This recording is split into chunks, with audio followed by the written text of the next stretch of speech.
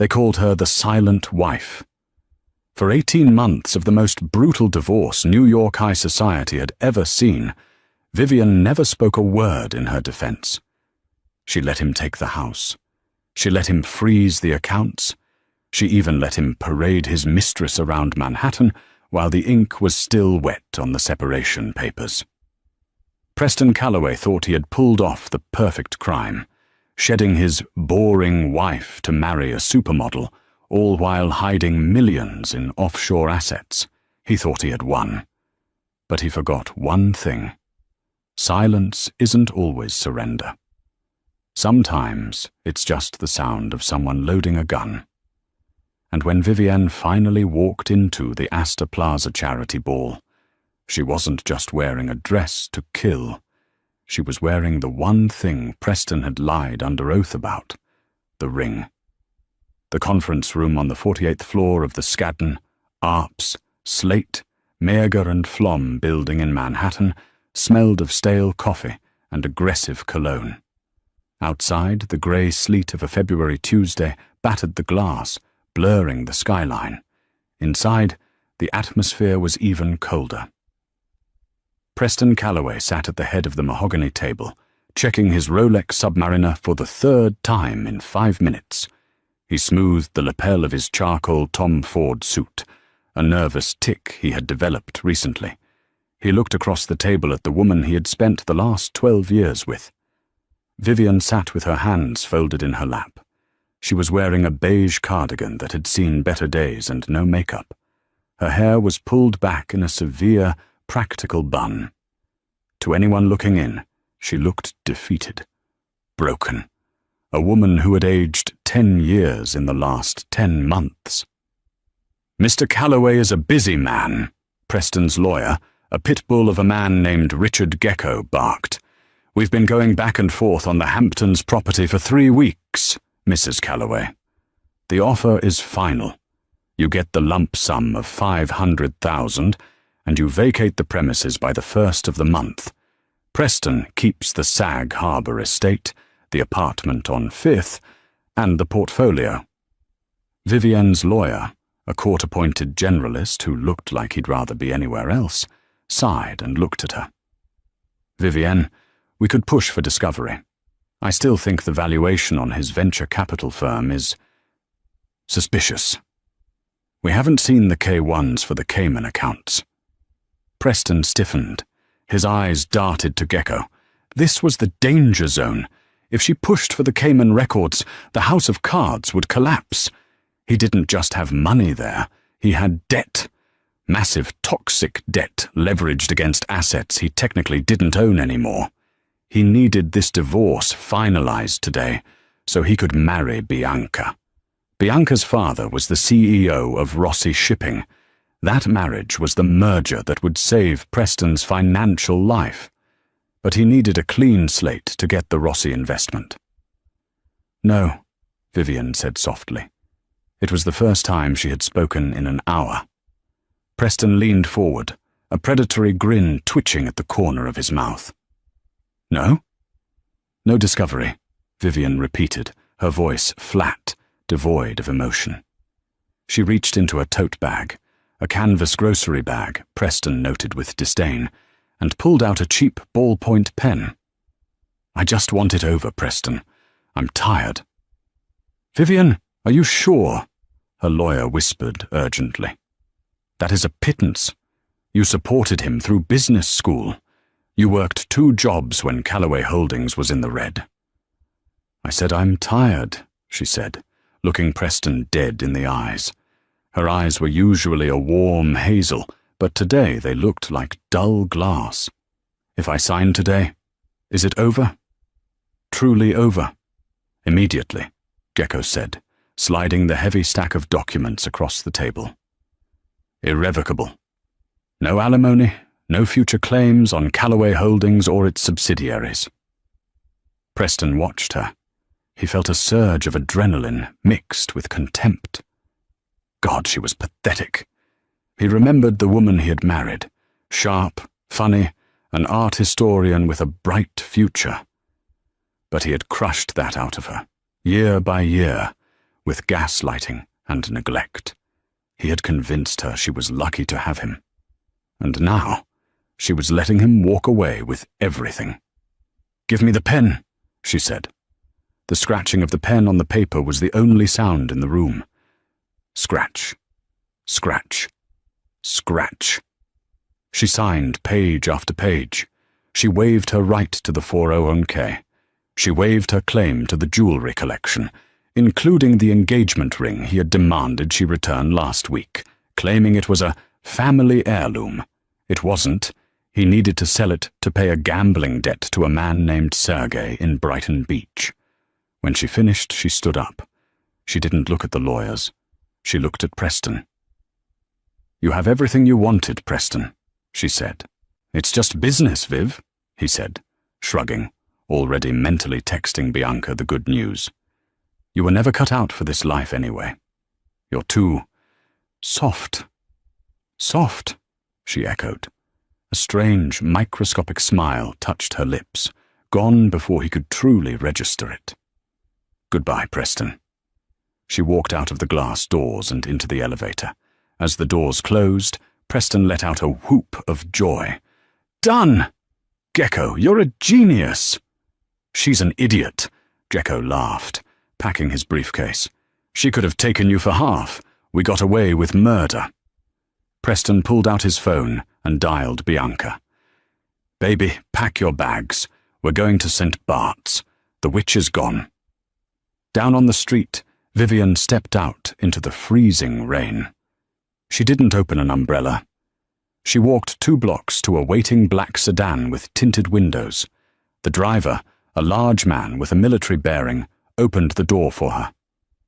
"To the airport, madame?" the driver asked. Vivian slid into the leather-back seat. She pulled the hair tie out of her hair, letting the dark locks fall around her shoulders. She took a wet wipe from her purse and scrubbed her face. Not to remove makeup, but to wake herself up. The dullness in her eyes vanished, replaced by a cold, razor-sharp intensity. "No, Alfred," she said, her voice dropping an octave, losing the tremble she had feigned in the office. "Take me to the vault at the Sovereign Bank on Wall Street. I need to make a deposit." She pulled her phone out. It was a burner phone. She dialed a number saved simply as the architect. "It's done," she said into the phone. "He signed the indemnity clause?" "He did," a British voice answered on the other end. "He thinks he's free. He has no idea that by signing that waiver to keep the Cayman accounts hidden, he also waived his right to contest the ownership of the shell company that just bought his debt." "Good," Vivian said, staring out at the rain-slicked streets of the city she used to rule from the shadows. Let him have his week in St. Bart's. Let him propose to Bianca. I want him to feel safe. I want him to feel invincible. And the gala? "The gala is in 3 months, Vivian said. "Ensure my invitation is handled. And prepare the vault. I'll be wearing the Red Queen." There was a pause on the line. "The Red Queen?" "Madame, that diamond hasn't been seen in public since the Romanovs fell. Preston thinks it was lost in the fire of '98. "Preston thinks a lot of things," Vivian said, watching the Skadden Arps building disappear in the rearview mirror. "He thinks I'm poor. He thinks I'm stupid. And he thinks he owns this city." She leaned back, closing her eyes. "He's about to find out that he's just been living in it, rent-free. And the landlord just came to collect." 3 months later. May. The scent of peonies and money filled the air of the penthouse suite at the Plaza Hotel. Preston Calloway stood before the floor-to-ceiling mirror, adjusting his white tie. He looked good. At 42, he had the jawline of a movie star and the tan of a man who spent his weekends on yachts. But inside, Preston was sweating. "Babe, which earrings? The chandeliers or the studs?" Bianca Rossi walked into the room, and as always, she sucked the oxygen out of it. 24 years old, leggy, and dripping in Versace. She was the trophy Preston had destroyed his marriage to win. She held up 2 pairs of diamond earrings. "The chandeliers," Preston said distractedly. "They catch the light better for the paparazzi." "You seem tense, P," Bianca said, pouting as she clipped the diamonds on. "Daddy is going to be there tonight. You know he's excited to announce the partnership." "I know," Preston snapped, then softened his tone. "I know, baby. It's a big night. The Astor Plaza charity ball isn't just a party. It's the night. If I don't close the investors from Dubai tonight, the expansion plans for Callaway Tech are on hold." He couldn't tell her the truth. There were no expansion plans. There was just a gaping $10 million hole in his operating budget. He had been borrowing from Peter to pay Paul for 6 months. He had liquidated the Sag Harbor house, the one he fought Vivian for, just to pay the retainer for his PR firm and the lease on this penthouse. He needed Bianca's father, the formidable Donato Rossi. To sign the check tonight, the $20 million investment into Callaway Tech was the only thing standing between Preston and federal prison for wire fraud. "Well, don't worry," Bianca cooed, wrapping her arms around his neck. "Everyone knows you're the golden boy. Look at you.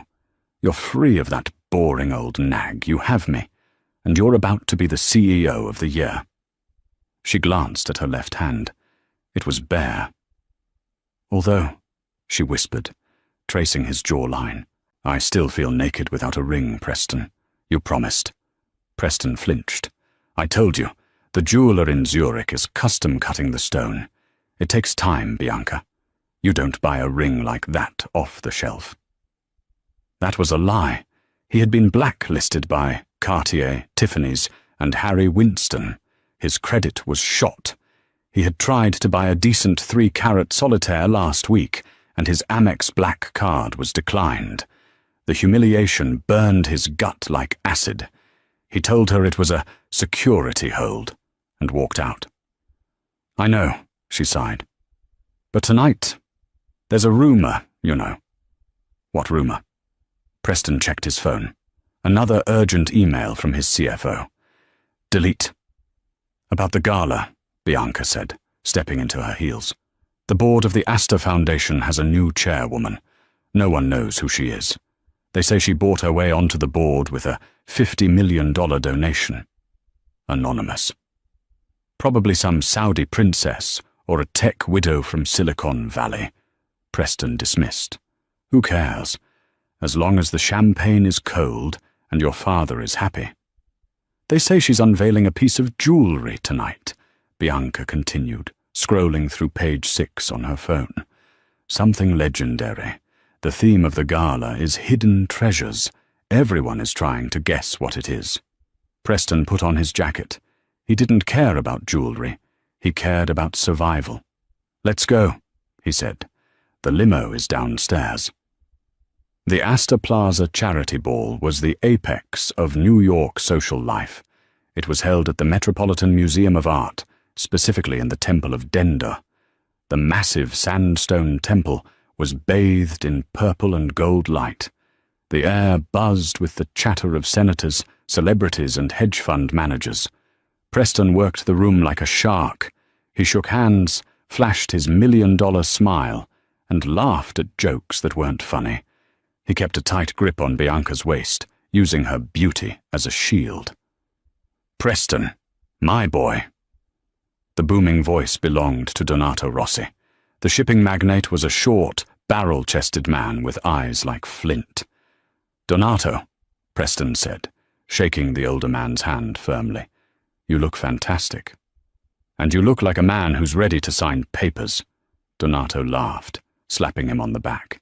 "I've had my lawyers look over the Callaway Tech proposal. It's ambitious." "Fortune favors the bold," Preston recited his favorite mantra. "Indeed. We'll make the announcement after the speeches," Donato said. "But first, I want to meet this mysterious chairwoman. Have you seen the program?"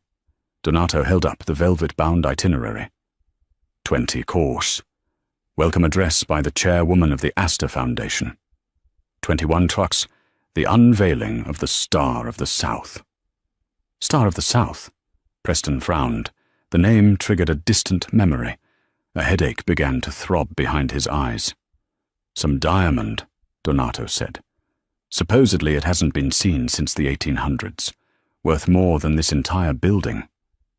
The lights in the great hall suddenly dimmed.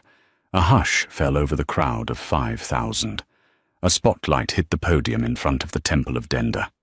"Ladies and gentlemen," the announcer's voice boomed, "please welcome the new chairwoman of the Astor Foundation, Ms. Vivian Archer." Preston froze. He dropped his champagne flute. It shattered on the marble floor, the sound echoing in the silence, but he didn't hear it. Vivian Archer. That was her maiden name. A collective gasp went through the crowd. From the shadows of the temple, a figure emerged. It was Vivian. But it wasn't the woman in the beige cardigan. It wasn't the boring wife who clipped coupons. She was wearing a gown of midnight blue velvet that hugged every curve of her body, a body that looked leaner, stronger than he remembered. The dress was off the shoulder, featuring a plunging neckline that stopped just short of scandal. Her hair was loose, cascading in dark, glossy waves. Her makeup was fierce, blood-red lips and smoky eyes that scanned the crowd with the imperiousness of a queen looking at her subjects. But no one was looking at her face. They were looking at her neck. Resting against her skin was a necklace of platinum and onyx, and suspended from it was a diamond so large, so violently red, it looked like a burning coal. Preston stopped breathing. It wasn't just a diamond. It was the Callaway red. The stone his great-grandfather had mined in South Africa. The stone Preston had told everyone was stolen in a burglary 5 years ago to collect the insurance money he had used to pay off a blackmailer. He had sold that stone on the black market to a fence in Macaw. How the hell did she have it? Vivian stepped up to the microphone. She didn't smile. She looked out into the darkness, and even though there were thousands of people, Preston felt her eyes lock onto his, like a laser sight.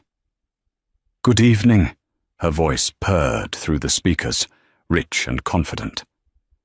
"They say that the truth is like a diamond, hard, cold, and impossible to destroy, no matter how deep you bury it." Bianca tugged on Preston's sleeve. "Preston, isn't that your ex-wife? I thought you said she was a frumpy librarian." Donato Rossi was staring at Vivian, entranced. "That," the billionaire whispered, "is the most magnificent woman I have ever seen." Preston felt the room spinning. He needed to get out. He needed to run. But his feet were lead. "Tonight," Vivian continued, touching the massive red stone at her throat, "we are here to talk about hidden treasures, and the price we pay to keep them." She smiled, and for the first time in his life, Preston Callaway was truly, terrifically afraid. The applause that followed Vivian's speech was thunderous, a stark contrast to the silence that had defined her existence for the last 2 years. She walked down the steps of the Temple of Denda with the grace of a woman who owned the ground beneath her feet. Preston Callaway felt like he was drowning on dry land. He gripped Bianca's arm so hard she winced. "Ow! Preston, stop it!" Bianca hissed, pulling away. She smoothed her Versace dress, eyeing the crowd. "Why is everyone looking at her? She's old." "She's 38, Bianca," Preston muttered, his eyes fixed on the red diamond burning at Vivian's throat. "And right now, she's the most powerful woman in this room." "I want to meet her," Donato Rossi announced, finishing his scotch in one gulp. "No," Preston said too quickly. "Donato, really, we should go check on the Dubai investors. They're by the bar?" "Nonsense," Donato boomed, already moving through the crowd. "I want to know how a woman comes out of nowhere to chair the Astor Foundation, And I want a closer look at that stone." Preston had no choice but to follow. He felt like a prisoner walking to the gallows. As they approached, the crowd naturally parted for Donato Rossi, the billionaire shipping magnate. Vivian was surrounded by a phalanx of admirers, senators, heiresses, and tech moguls, but when she saw the trio approaching, she raised a hand, silencing the man she was speaking to. She turned. Her eyes, cool and amused, landed on Preston. Then they slid to Bianca. Finally, they rested on Donato, with a warmth that was entirely calculated. "Mr. Rossi," Vivian said, extending a gloved hand. "I was hoping you would attend. Your work with the Oceanic Cleanup Initiative is something I've admired from afar." Donato took her hand and kissed it, a rare gesture of old-world respect from the ruthless businessman. "You know who I am, Miss Archer. But I confess, you have me at a disadvantage. My future son-in-law here tells me you used to be married." Vivian's gaze flicked to Preston. It was like a physical blow. "Preston," she said softly, "you look flustered. Is the air conditioning not working in the penthouse?"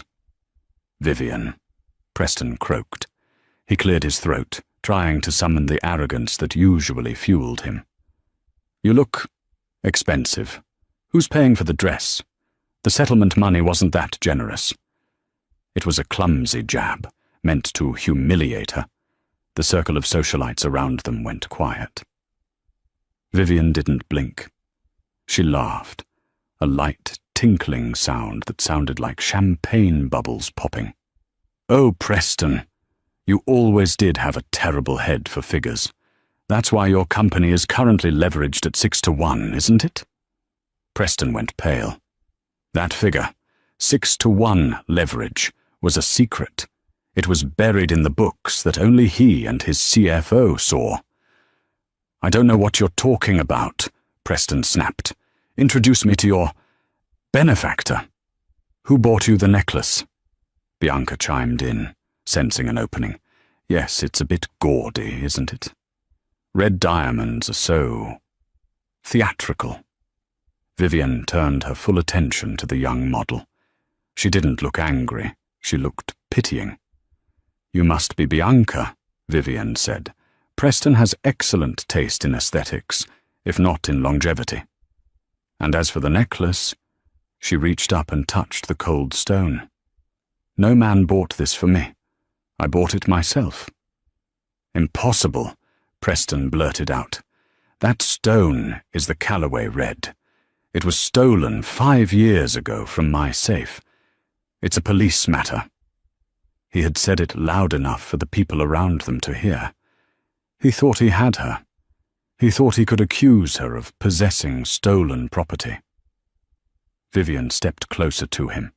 She invaded his personal space, the scent of expensive tuberose and danger enveloping him. "Stolen?" she whispered, loud enough only for Preston, Bianca, and Donato to hear.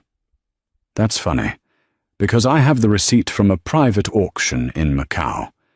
The seller was a man named Mr. Smith. But the bank account the money was wired to?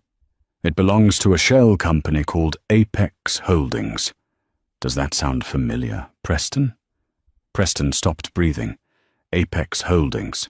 That was his offshore account, the one he used to hide the insurance payout after he faked the burglary of the diamond. If she had the receipt proving he sold the diamond he claimed was stolen. She had proof of insurance fraud, wire fraud, perjury. "You wouldn't," Preston hissed, sweat trickling down his temple. "I would," she smiled. "And I have. But don't worry, I haven't sent the file to the district attorney yet. I'm waiting for the right moment."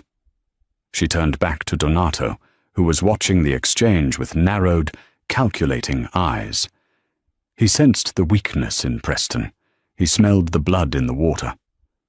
"Mr. Rossi," Vivian said, linking her arm through the older man's. "I have a private table on the balcony. I'd love to discuss your shipping routes. I think I can help you with those tariffs in the South China Sea. I have some friends in the Trade Ministry." "I would be delighted," Donato said, turning his back on Preston without a second glance. "Preston, entertain Bianca. I'll find you later." "Donato, wait! The contract!" Preston pleaded, stepping forward. Donato paused and looked over his shoulder. "We'll discuss the contract tomorrow, Preston.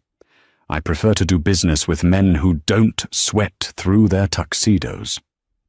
Preston stood frozen in the middle of the ballroom as Vivian walked away with his investor, his savior, and his dignity. As they walked away, Bianca tugged on his arm. "Preston, do something. She's stealing my dad." Preston looked at his fiancée, then at the retreating figure of his ex-wife.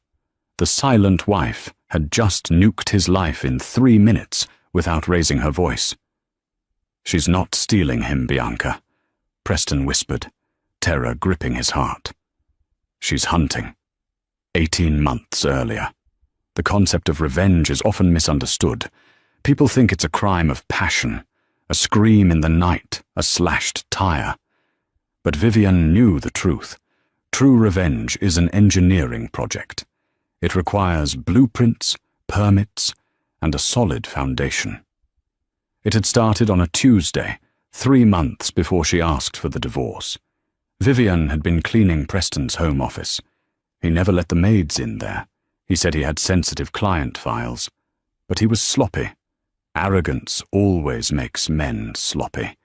He had left his gym bag on the leather armchair. Vivian picked it up to take out his sweaty clothes, and a phone fell out. It wasn't his iPhone. It was a cheap, plastic burner phone. Curiosity is a dangerous thing. Vivian turned it on. There was no passcode. She sat on the floor, surrounded by the smell of old leather and betrayal, and scrolled. It wasn't just Bianca. There were others before her. But worse than the infidelity were the texts to a number labeled Gecko. Moved the 2M to the Cayman shell. She doesn't suspect a thing. Valuation of the company is cooked. If she asks for half, she gets half of nothing. The insurance payout for the red clears tomorrow, tax-free. Vivian didn't cry. She sat there for an hour, the light fading in the room, watching the dust motes dance in the air. She felt a strange sensation in her chest. It wasn't heartbreak. The heart had broken years ago. This was clarity. She took photos of every text with her own phone. Then she put the burner back exactly where she found it. The next day, she didn't call a divorce lawyer. She called a number she found on a hidden forum for forensic accounting. She met him in a diner in Queens, far away from the Upper East Side. He introduced himself only as Alaric. He was a small man with thick glasses and a sweater that looked like it had been knitted by a blind grandmother. He looked harmless. He was the most dangerous man Vivian would ever meet. "You have a problem, Mrs. Calloway," Alaric said, stirring his tea. He didn't look at the photos she had printed out. He just looked at her. "I have a husband who is stealing my future," Vivian corrected. "I want it back." "No," Alaric said gently. "You want to hurt him. If you just wanted the money, you'd hire a lawyer and subpoena these records. You'd get a settlement. But you're here, in a diner that smells like grease, talking to a man who technically doesn't exist. You don't just want the money. You want to take his pieces off the board." Vivian looked at his reflection in the napkin holder. "He made me feel small for 12 years. He made me doubt my own sanity. He treated me like furniture." She looked up, her eyes hard. "I don't just want a divorce, Alaric. I want an eviction. I want him to feel what it's like to have nothing." Alaric smiled. It was a terrifying smile. "Then we have work to do. But you have to follow my rules. Rule number 1, you must become a ghost." "A ghost? You must be boring," Alaric explained. You must be defeated. You cannot fight for the assets. You cannot scream. You must let him think he is winning every single step of the way. Narcissists like Preston Calloway cannot resist a victory lap. We will let him run until he is so far ahead he doesn't realize he's run off a cliff. And so, the silent wife was born. For a year, Vivian played the part. She wore the beige cardigans. She stopped wearing makeup. She let Preston insult her intelligence at dinner parties. Every insult was fuel. Every time he called her soft, she transferred another $5,000 of her own inheritance into a crypto account Alaric had set up. Then came the divorce proceedings. The moment in the lawyer's office where she signed the waiver was the hardest performance of her life. She had to sign away her rights to the known assets to trap him with the unknown ones. By signing the agreement that stated she accepted the disclosed assets as the full extent of his wealth, she triggered a specific clause in New York state law regarding fraudulent concealment. If she could prove later that he hid assets, the entire agreement would be void, and the penalty usually involved awarding 100% of the hidden assets to the victim. She didn't want half, she wanted it all. But the masterstroke was the ring.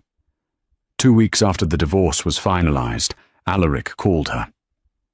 "The Calloway Red," Alaric said. "It's resurfaced." "Where?" "Macau, a private black market auction. Preston sold it to a fence, but the fence is spooked. He wants to unload it fast." "How much?" Vivian asked. $3 million. Cash. Vivian didn't have $3 million liquid, but she had access. "Alaric," she said, pacing her small rental apartment in Brooklyn. "The Cayman accounts, the ones Preston thinks are secure." "Yes?" "He gave me the password once, 5 years ago, when he was drunk. He thinks he changed it. But I saw him typing it last month. He just added a 1 at the end." "Risky," Alaric warned. "If we touch that money, he gets an alert." "Not if we route it through the shell company he's trying to buy," Vivian said. She had learned fast. "Preston is trying to buy Apex Holdings to launder his new investor money, right?" "Correct. So let's become Apex Holdings. Let's buy the company before he does, using his own offshore debt leverage, and then we use his own money to buy the ring." There was a silence on the line. Then a low chuckle. "Mrs. Calloway," Alaric said with genuine admiration. "That is diabolical. You're going to use his hidden slush fund to buy the evidence of his own insurance fraud and wear it to the gala he's sponsoring." "Exactly," Vivian said. "He won't be able to say a word. If he claims the ring is his, he admits to fraud. If he says nothing, I wear his legacy around my neck." "I'll initiate the transfer," Alaric said. "Welcome to the game, Vivian." Present day. Vivian stood on the balcony of the Met, the cool night air hitting her face. Below her, the party raged on. She touched the red diamond. It felt heavy. She had won the first battle. She had humiliated him. She had stolen his investor. But the war wasn't over. Preston was a cornered rat, and rats bite. "Miss Archer." She turned. It was Donato Rossi. He was holding 2 glasses of champagne. "I sent Preston away," Donato said, handing her a glass. "The man is a fool.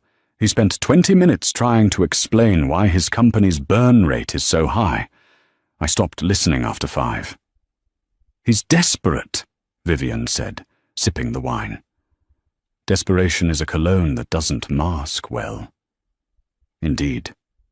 Donato leaned against the stone railing. "But I didn't come here to talk about Preston. I did a little digging while I was in the men's room. My team tells me that Apex Holdings, the company that just bought the majority share of the Astor Foundation's debt, is registered to a trust." Vivian stiffened slightly.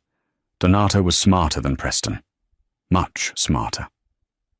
And, Donato turned to her, his eyes twinkling. The trust lists you as the beneficiary. You didn't just donate to the gala, Vivian. You own the debt of this venue. You effectively own the stage we are standing on. Vivian met his gaze. There was no point in lying to a predator of his caliber. I like to control my environment, Donato. I can see that. He clinked his glass against hers. I like a woman who plays the long game. Preston is asking me for $20 million to save his company. I haven't signed yet. He paused, letting the implication hang in the air. What would you do? Donato asked, his voice low, if I gave that investment to you instead? 2. Whatever venture you are planning next. Vivian smiled. It was the first genuine smile she had worn all night. I'm planning a hostile takeover, Donato, she said, of Callaway Tech. Donato threw his head back and laughed, a rich, hearty sound. Brilliant. Absolutely brilliant. Tell me more. Just then, a commotion erupted from inside the ballroom. A glass shattered. Shouting. Vivian turned. Through the glass doors, she saw Preston. He was red-faced, screaming at a waiter. But he wasn't looking at the waiter. He was looking at her through the glass, and in his hand he held his phone. He raised it, pointing the screen at her. A text message notification pinged on Vivian's clutch. She opened it. It was from Preston. I know about Alaric, and I know where he lives. Come to the cloakroom, now, or the little man bleeds. Vivian's blood ran cold. She had underestimated him. She thought he was just a fool. She forgot he was a criminal. Is everything all right? Donato asked, seeing her expression change. Vivian snapped the phone shut. The mask was back in place. Excuse me, Donato, she said coolly. I have a loose end to tie up. She walked back into the ballroom, her heels clicking like gunshots on the marble. The game had just turned violent. The cloakroom of the Metropolitan Museum of Art was a cavernous space, smelling of cedar, expensive fur, and damp wool. It was quiet here, the roar of the gala muffled by thick velvet curtains. Vivian walked in. The attendant was missing, likely paid off. Preston was waiting by the rows of long coats. He was pacing, his hands twitching at his sides. When he saw her, he stopped. The look in his eyes wasn't just anger. It was the frantic, cornered look of a feral animal. You look beautiful, Viv, he said, his voice trembling with a manic energy. Really, money suits you, though I suppose it's my money. It's the settlement you agreed to, Preston, Vivian said calmly, clutching her purse. Inside, her phone was recording. Where is Alaric? Preston laughed, a harsh, barking sound. Alaric? You mean the little hacker in Queens? I have a guy, Sergei. You remember Sergei, don't you? The one I owed money to? I told him Alaric was the one holding up his payment. Sergei is on his way to Queens right now with a tire iron. Vivian's heart hammered against her ribs, but she didn't flinch. She had anticipated this. She had to trust the protocol. Call him off, Vivian said. Give me the ring, Preston demanded, stepping closer. He held out a shaking hand. Give me the ring, and give me the access codes to the Cayman Shell Company. You transfer the money back to me, right now, and I call Sergei. You're delusional, Vivian said. You can't just undo this. The FBI is already building a file on the insurance fraud. If I give you the ring, you'll just destroy it and say I stole it. I will say you stole it, Preston shouted, his composure shattering. He lunged forward, grabbing her wrist. His grip was painful, bruising. You stole it from my safe. That's the story. You're a bitter ex-wife who stole a family heirloom. Who are they going to believe? Me, the CEO of Callaway Tech, or you, the nobody? Let go of me, Preston. Not until I get what's mine. He twisted her arm. Vivian gasped, dropping her clutch. It spilled open on the floor. Lipstick, the burner phone, and a small, folded piece of paper. Preston looked down at the paper. He kicked the purse away and squeezed her wrist harder. The codes. Now. You didn't check the address, did you? Vivian asked, her voice straining through the pain. Preston froze. What? Alaric, she gritted out. You sent your thug to the address in Queens. Alaric hasn't lived there for 3 months. He lives in a secure compound in Connecticut, paid for by the fees he earned exposing frauds like you. The only thing waiting for Sergei in Queens is a SWAT team. Alaric flagged the IP address of your tracker yesterday. Preston's face went slack. He released her wrist as if burned. You're lying. I don't lie anymore, Preston. I learned that from you. Lying is too much work. She rubbed her wrist, checking the red marks forming on her pale skin. But you just admitted to conspiracy to commit assault and extortion, and... She pointed to the ceiling. And you did it in a room with a security camera. Preston looked up. A small black dome stared back at him from the corner. No audio, Preston whispered, trying to reassure himself. Cameras don't have audio. True, a voice said from behind the rack of mink coats. But I do. Preston spun around. Emerging from the rows of furs was Bianca. She wasn't crying. She looked horrified, yes. But mostly she looked disgusted. She held her phone up. The screen was recording. Bianca! Preston choked. Baby, what are you doing here? I told you to wait by the bar. I followed you, Bianca said, her voice shaking. I wanted to see you tell her off. I wanted to see you win. She stepped closer, the phone still pointed at his face. But you're broke. You're broke, Preston? No, baby. It's a liquidity issue. You said you were buying me a custom ring in Zurich, Bianca said, her voice rising to a screech. But you're trying to steal one back from your ex-wife? You told me you were a billionaire. I will be. Once your father signs, my father. Bianca laughed, and it was a cruel sound. My father isn't going to sign anything. I just live-streamed this entire conversation to our family group chat. Daddy heard everything. The insurance fraud. The hitman in Queens. The fact that you're leveraging his money to pay off your debt. Preston backed away, looking between the two women. The silent wife and the trophy wife. He had pitted them against each other, assuming they would fight for his affection. Instead, they were looking at him with the same expression. Absolute revulsion. Bianca, please, Preston begged, reaching for her. I did it for us. I needed the capital to give you the life you deserve. I have a life, Bianca spat, and I don't need a fraud to pay for it. She turned to Vivian. For a moment, the two women locked eyes. There was no warmth there, but there was a truce, an acknowledgement. Nice necklace, Bianca said stiffly. Nice recording, Vivian replied. Bianca turned on her heel and stormed out of the cloakroom. Preston stood alone with Vivian. He was shaking. His empire had just evaporated in 10 seconds. It's over, Preston, Vivian said quietly. Go home.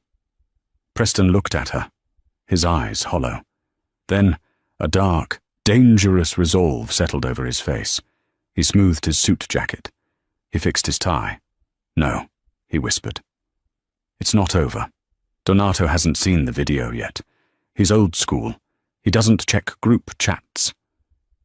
Preston, don't... I can still fix this, he muttered, his eyes wide and unseeing. I just need to sign the papers. Once the ink is dry, he can't back out. Possession is 9/10 of the law. He pushed past Vivian, knocking her shoulder, and ran back toward the ballroom. Vivian watched him go. She picked up her clutch and the folded piece of paper. She sighed. Men like him never know when to fold, she whispered to the empty room. She took out her phone and dialed Alaric. He's going back to the floor, she said. Initiate phase 3. Copy that. Alaric's voice came through, crisp and clear. The projector is ready. It's showtime, Mrs. Calloway. It's Miss Archer, she corrected. And Alaric? Make it loud. The grand ballroom was reaching a fever pitch. The lights were dimmed, bathing the Temple of Dender in a soft, golden glow. The auctioneer was just finishing the bidding for a vintage Aston Martin. Preston Calloway sprinted through the crowd, ignoring the glares of the people he bumped into. He was sweating profusely, his hair disheveled. He spotted Donato Rossi standing near the stage, holding a glass of scotch, looking at his watch. "Donato!" Preston gasped, skidding to a halt next to the billionaire. "Donato, I have the papers right here. I have a pen. Let's just sign. We don't need lawyers for a gentleman's agreement." He fumbled inside his jacket pocket, pulling out the folded contract he had been carrying all night. Donato looked at him slowly. The older man's face was unreadable. He didn't seem angry. He seemed disappointed. "Preston," Donato said heavily, "you are sweating." "It's just the heat," Preston lied, clicking the pen. "Here, just on the dotted line. This secures the 20 million, and I transfer the equity to Rossi Shipping immediately." "Where is Bianca?" Donato asked, not taking the pen. She's in the powder room," Preston stammered. "She's not feeling well. But she wants this, Donato. She wants us to be partners." Donato stared at him for a long, agonizing second. Then he reached into his pocket. Preston thought he was reaching for a pen. Instead, he pulled out his phone. "My daughter is not in the powder room," Donato said, his voice dropping to a growl. "She is in a taxi. She sent me a video, Preston. A very interesting video." Preston's blood froze. Before he could speak, the sound system of the ballroom screeched with feedback. The crowd winced, covering their ears. "Ladies and gentlemen," the announcer's voice boomed, though it sounded different, hurried, confused. "If we could turn your attention to the main screen, we have a special addition to the program."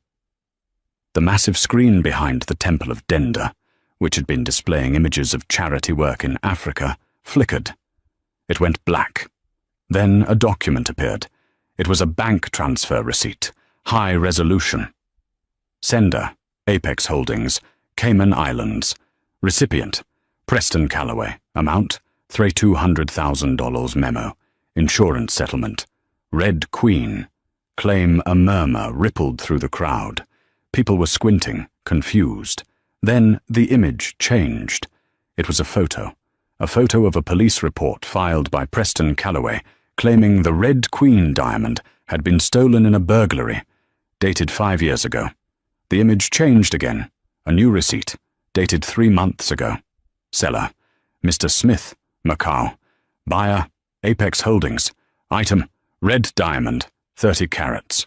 Price, $3,000. The murmurs turned into gasps. Even the most uneducated socialite in the room could do the math. Preston had claimed the diamond was stolen, collected the insurance money, hid the money in a shell company, and then, unbeknownst to him, his own shell company had bought the diamond back. The final image appeared on the screen. It was a live video feed. It showed the balcony above the stage. Vivian Archer stood there. The spotlight hit her. The Red Queen diamond at her throat sparkled with a fire that seemed to accuse everyone in the room. She leaned into the balcony microphone. "Preston," her voice echoed through the hall, godlike in its amplification. "You told the police this ring was stolen. You told the insurance company it was gone forever. You told me it was a family heirloom you couldn't afford to lose." She paused, letting the silence stretch. 5,000 people held their breath. "So, I have a question," Vivian said. "If it was stolen, why is there a receipt showing you sold it to a fence in Macau?" On the screen, a new document flashed up. It was the smoking gun Alaric had found. A notarized bill of sale with Preston's signature, selling the ring to the black market dealer. Preston stood frozen next to Donato.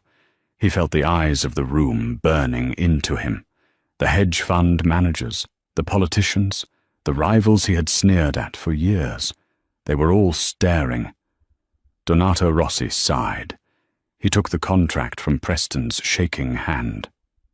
"You know, Preston," Donato said, his voice loud enough for the nearby circle to hear, "I don't mind a man who takes risks. I don't even mind a man who bends the rules.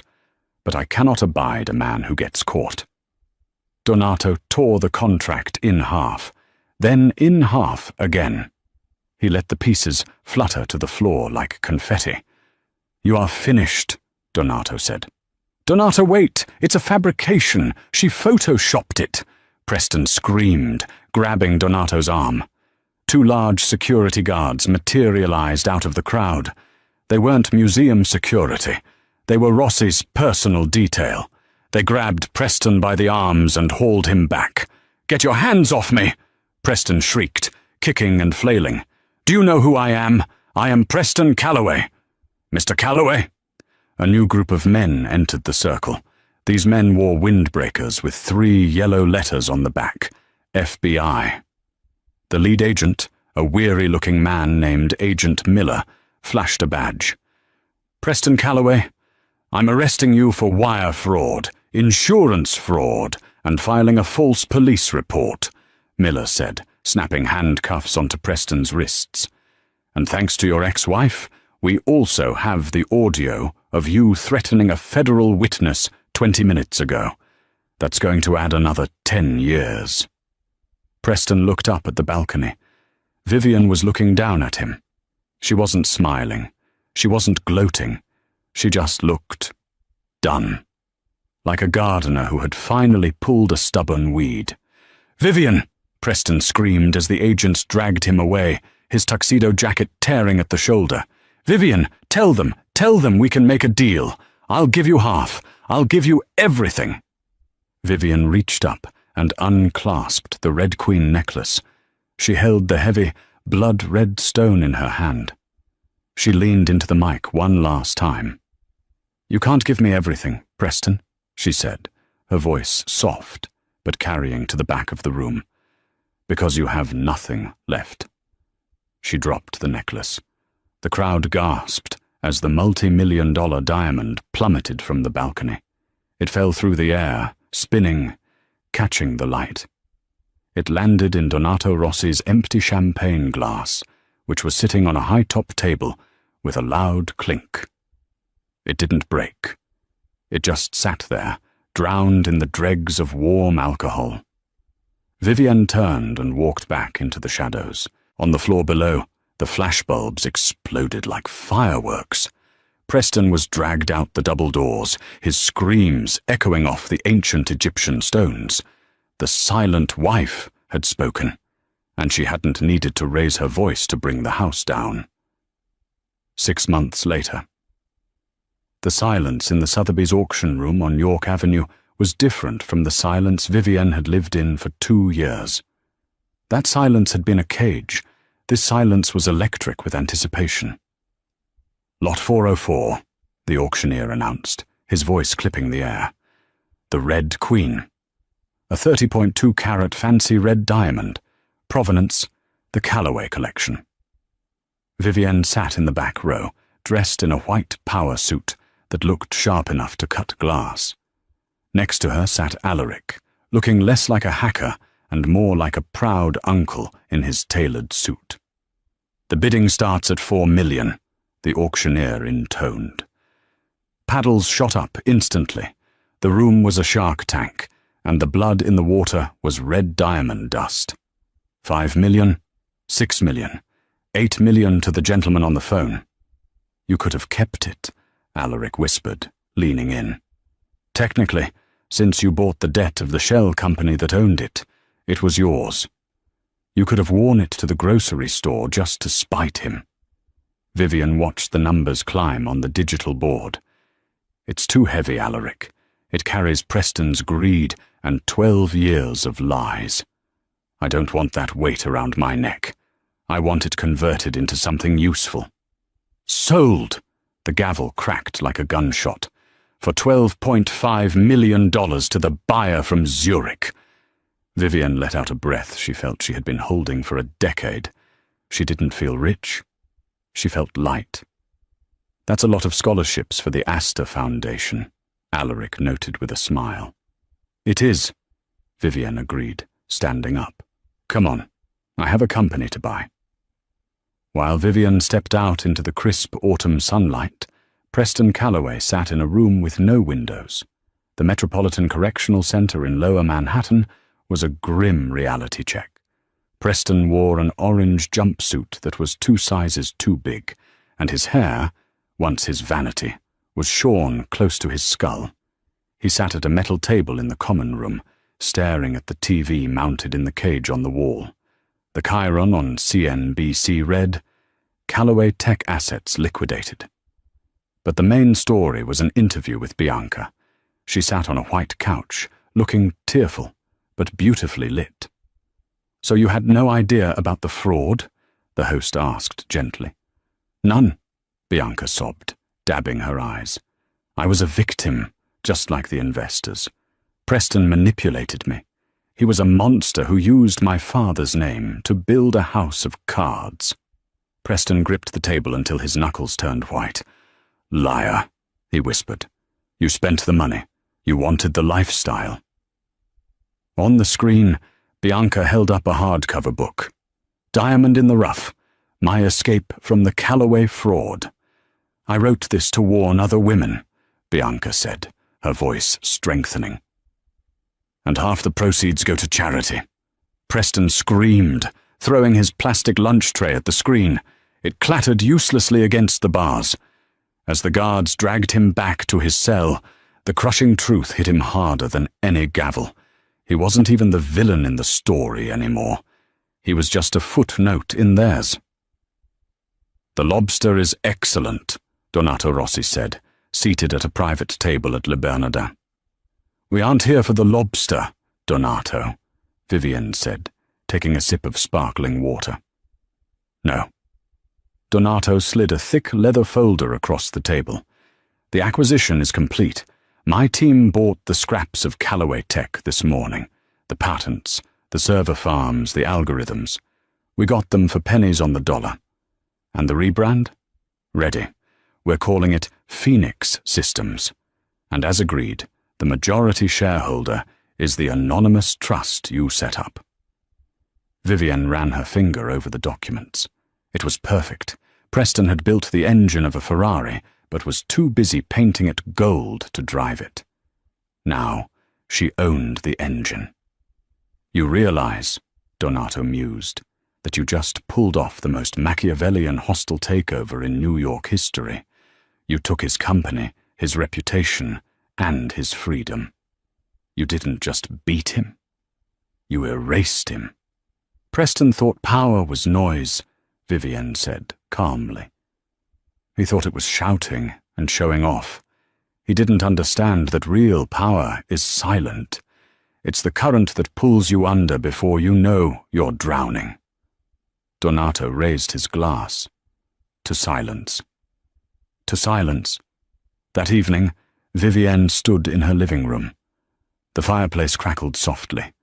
She held a beige cardigan in her hands, the itchy, shapeless thing she had worn the day she signed the divorce papers.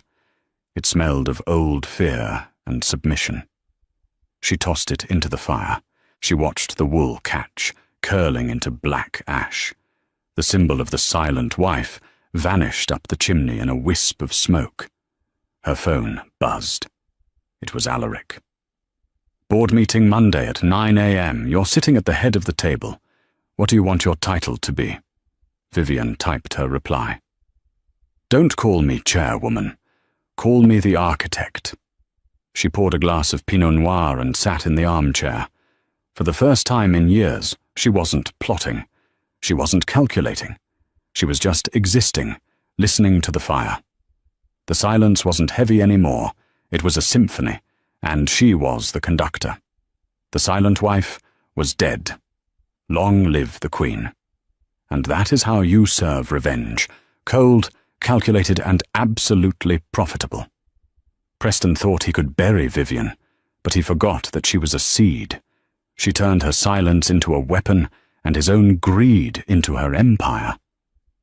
It really makes you think, how often do we mistake quiet people for weak people? Vivian proved that while the loud ones are talking, the quiet ones are planning. I'd love to know your take. Would you have burned the cardigan or kept it as a trophy? Let me know in the comments. If you enjoyed this story of ultimate justice, please hit that like button and subscribe so you don't miss the next one. Until next time, stay silent, stay sharp, and watch the throne.